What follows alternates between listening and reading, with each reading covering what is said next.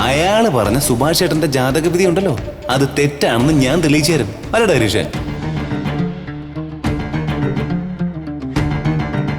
ഇവിടെന്താ അഷ്ടമംഗലിയെ പ്രശ്നം വെച്ച് നോക്കാൻ പോകണം. ഇവരെ വെച്ചാണ് സുഭാഷ് ചേട്ടന്റെ മനസ്സിൽ ഉറച്ചുപോയ ചില ധാരണകൾ പിഴുതു മാറ്റാൻ പോകുന്നത്.